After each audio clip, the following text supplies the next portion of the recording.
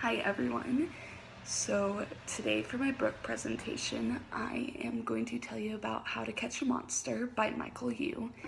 And this book is a fiction picture book, and I would, justify that by it's fiction because, it's about a monster and how this all happens. So that's not true.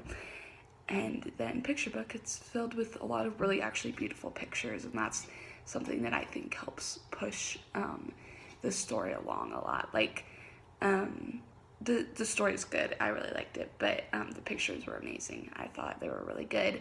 I don't know how well you'll be able to see the pictures. I read it on my Kindle because it was free, so I did it that way.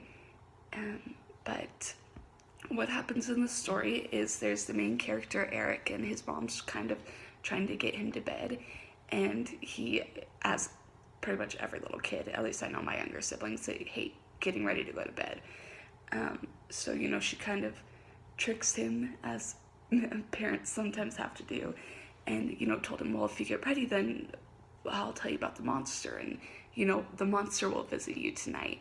Which, at first when I read it, I thought that was like a threat, like brush your teeth and the monster's gonna visit you. But I guess this kid really likes monsters, so it worked out. But so Eric brushes his teeth and does all that and gets ready, and him and his mom go and get a plate of cookies and set it by the bed and do this little chant, and it's monster, monster, 1, 2, 3, won't you come out and play with me?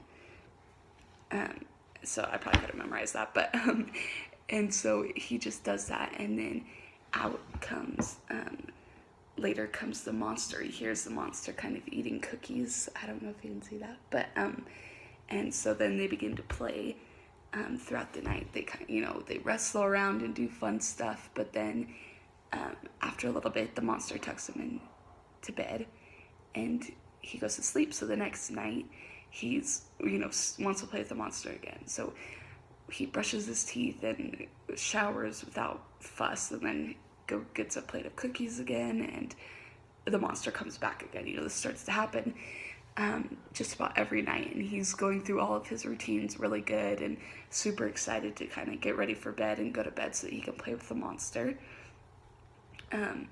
But then one night, the mom kind of tells him, hey, we don't have any cookies, but we have apples. And I know the monster loves apples. So he sets it on the bed, but he's kind of nervous because he's like, oh, is he going to come for the apples? And he does, and they start to play hide and go seek and do all that fun stuff.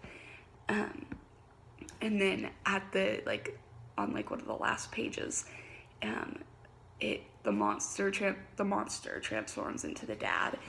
And, you become aware that Eric knew the whole time it was his dad, because he says, thanks a lot, Dad. Oh, I mean, monster, for playing with me. And, his dad just kind of kisses him and says, well, I'll be back tomorrow night. I know Mom's making a big batch of chocolate chip cookies. So I just thought it was really cute. And, I mean, having books that teach kids to go to bed early is always good, or to get in bed without a fight is always good. So I would say age group, probably somewhere from 3 to 7. I just say, maybe 3 to 6. I guess 7-year-olds kind of go to bed easily, but it's still fun to read books as a little kid. But yeah, I would say that that's a good age group, just because with the drawings and stuff, it's very much geared towards younger kids. And, younger kids are the ones you typically see having the most problem with going to bed. I guess that's not true for everyone, but, as overall. So my favorite kind of features of the book were just, like I had mentioned, the illustrations were really great.